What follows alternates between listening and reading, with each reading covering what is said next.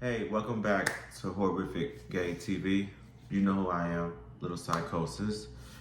And I'm back with part 2 of Halloween Ends review. Sorry for the delay. Should have been out yesterday, but after Friday night premiere event and me going to eat and dinner and getting a little bit tipsy, I had to use Saturday as a day of recuperation and relaxation. However, I am back this evening and I want to pick up where we left off from last video. I think I was, basically, I gave you my key points about the Corey and Lori and Allison saga and some of the kills. Like I said, so overall, the movie, after watching it, I watched it 3 times for going to the movie on Friday. And so when I actually seen it in the movie theater, I had a different, I walked out that movie theater having a different respect for this particular movie.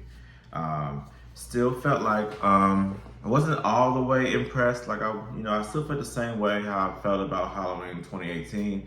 I mean, Halloween 2018 was good, but I wasn't excited or hyped or pumped as I was coming out of the movie theater watching Halloween Kills and et cetera, et cetera. So I think part 1 and part 3 equally good.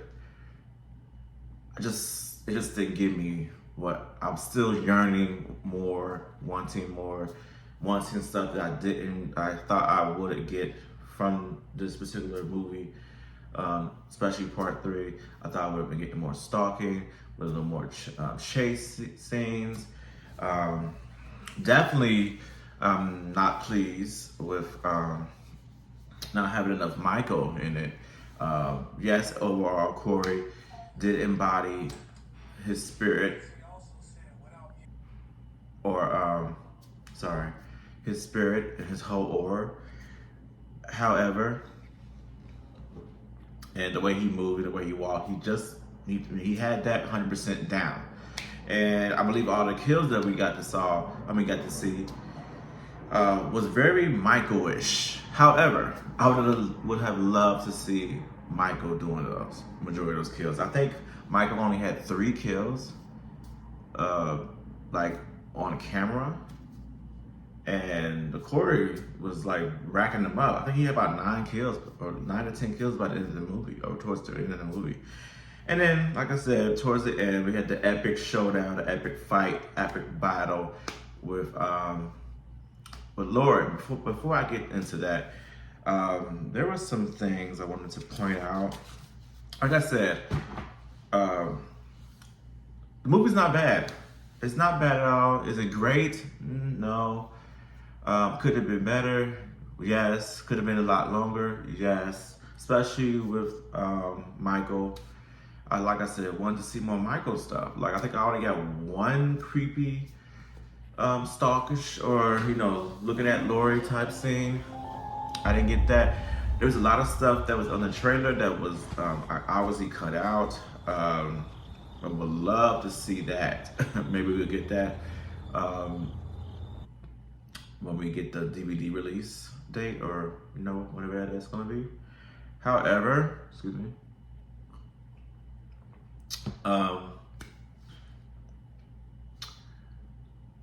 There's a lot of backstory, or just not backstory, but I feel like a love. People say it was like a love, like a little unwanted love story they didn't really want to see. I guess between Corey and Allison, or Lori and Frank. I mean, I do want to see Lori and Frank. I think they've been teasing like this unwanted love. Like, I don't know what's the problem. So I think back towards the end of the movie, I believe that they are together now. As far as Corey and Allison, that was like a Romeo Juliet type of thing, type vibe. Did we need that as a story point? Well, the way that they used Corey to, you know, pretty much his story to his background, which led up to him running into Michael, and then actually Lori was the one that introduced him to Allison. So it kind of like intertwined and made sense in some way. So it had to, it did force, you know, Lori to like, wait, I think he's reminding me, he's giving me Michael vibes. And she was right on it. She was Johnny on the spot. And the particular scene is the reason why, because I kind of was familiar because he was mimicking the things that that Michael would do as far as stalking wise. I mean, he was outside the window of her house and she saw that. He came and gave her a pause. And then when she came outside, see he wasn't there, and then he ends up being behind her and kind of scared her a little bit.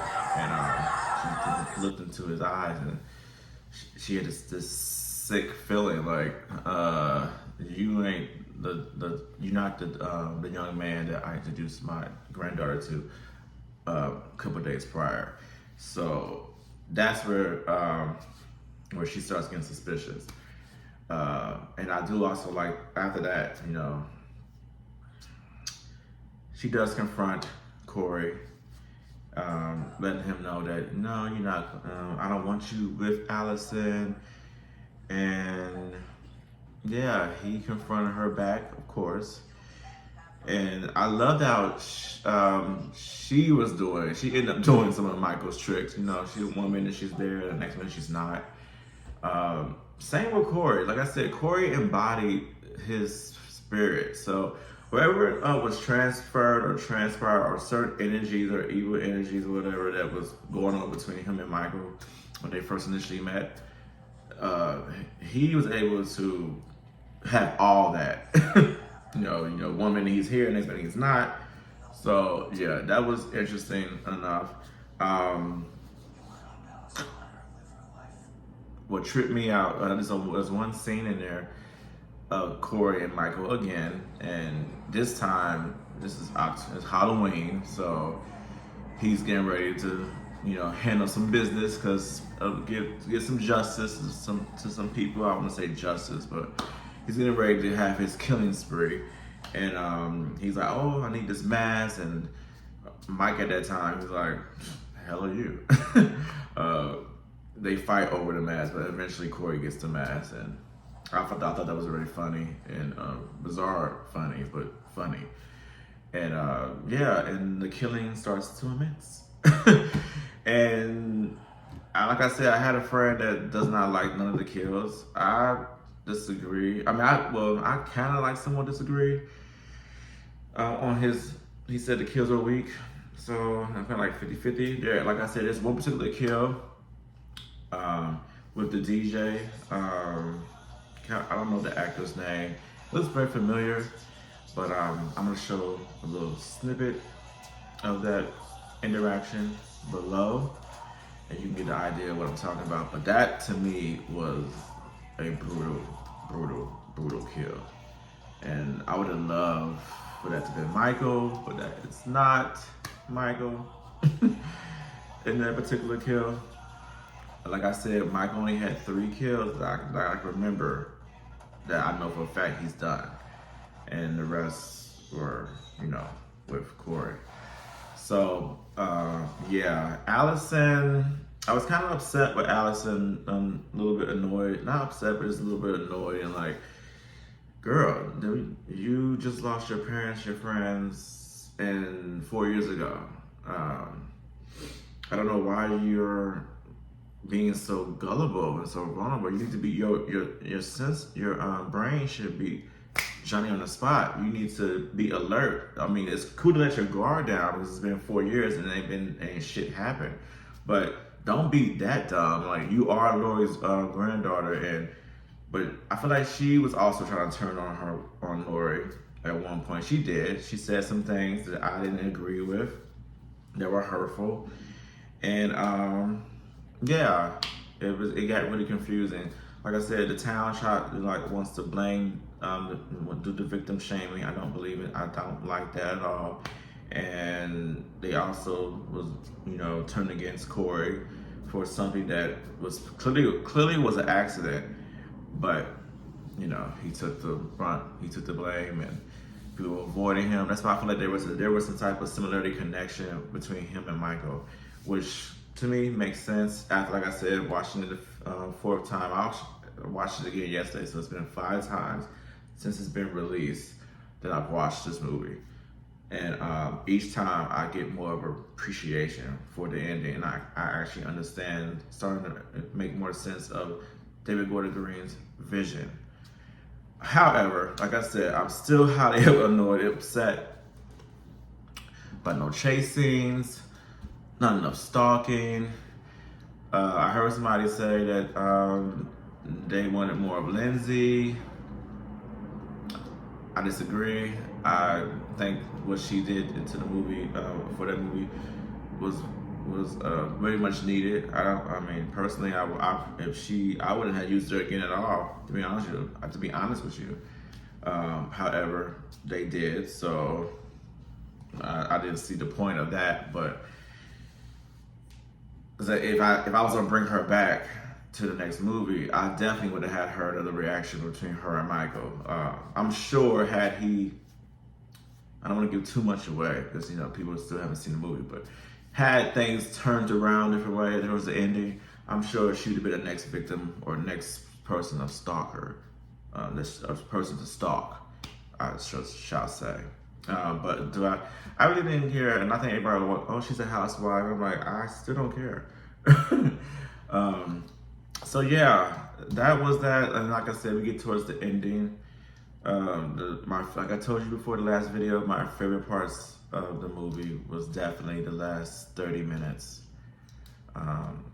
Obviously, my theory was right. She gets attacked not once, but twice. One is by Corey.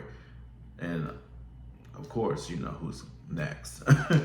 And that was badass.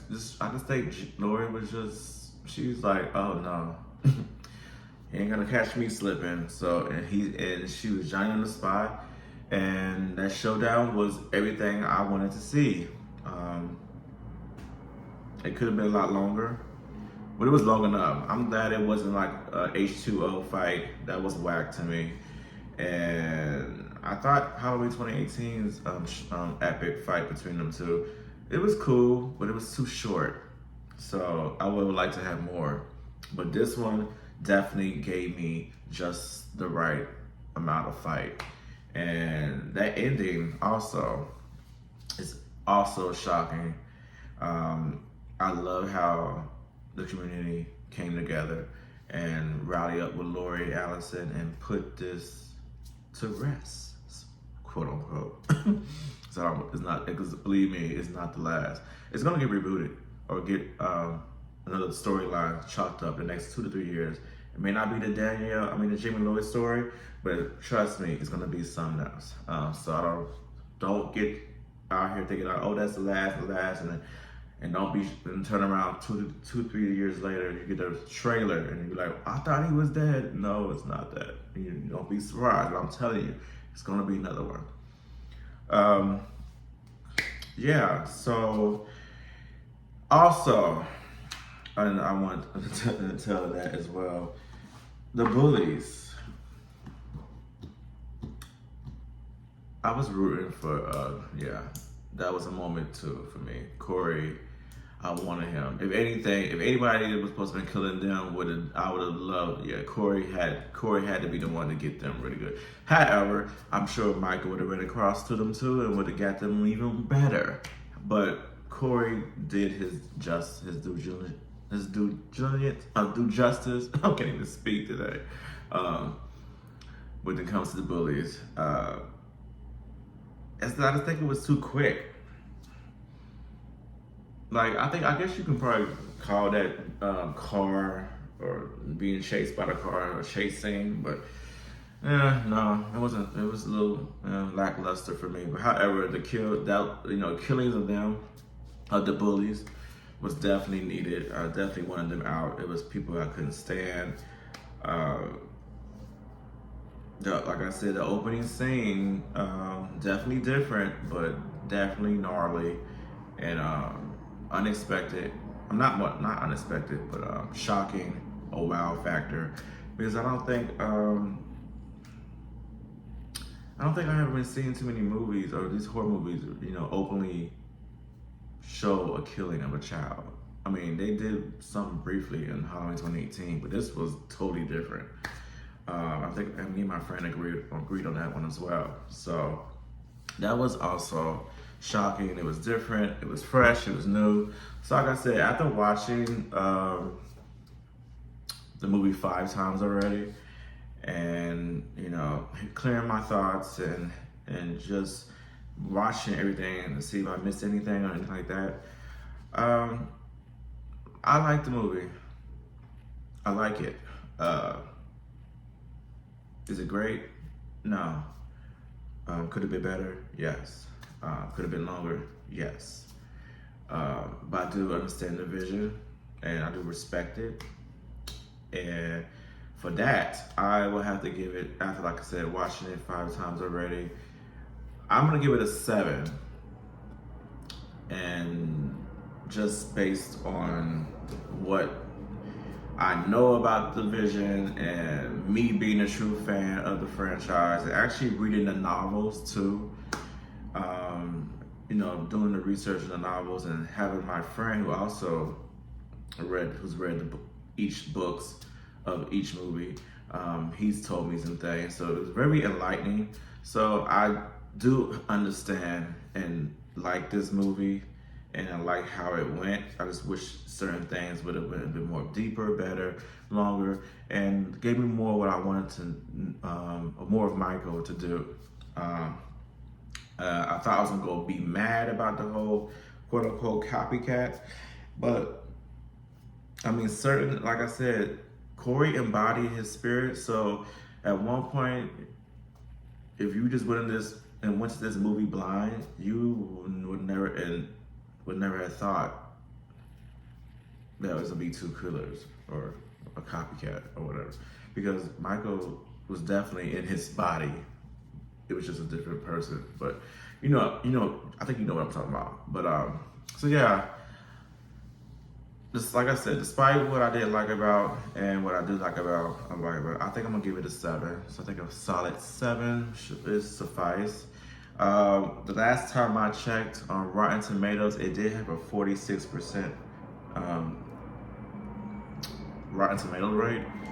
I'm assuming I'll probably check tomorrow or sometime tonight and see if that's went up a little bit. Because if I'm not mistaken, Halloween Kills had started off with a low Rotten Tomatoes rate. I think it was around the 50s, maybe 40s, maybe somewhere around that, as close as this one. And it shot up to, I think, about 70 or so. I'm gonna have to do that research. However, I thought it was a good movie, a good solid Halloween movie. It definitely gave its closure between Laurie and Michael. That saga is over, so they appreciate that when it comes to David Gordon Green and his vision. Like I said, if you're a really true fan and you read the books and you look at what the vision of David Gordon Green, I think you appreciate this movie. And just say it's a likable movie. It's not the best, but it's not the worst, because I've also seen comments that this was the worst. And I'm like, no, the worst is definitely Rob Zombie's Halloween 2, and of course that other disaster in 2002, Halloween Resurrection. That was horrible, to say the least. But yeah, so I wanted to give you my thoughts on that. I know y'all been waiting for it. I just wanted to, I know y'all been waiting for it, so I'm gonna get it done and I'm gonna put it out. And happy Halloween. You know the vibes. Press the like, show me a comment, let me know what you think about this review. If you agree or disagree, if you like the movie, did not like the movie, are you still in between?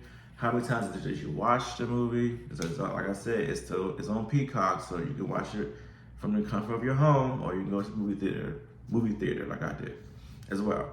But you know what to do. Like and comment, subscribe, hit the bell notification button for the next video, and I will see you guys later. Bye.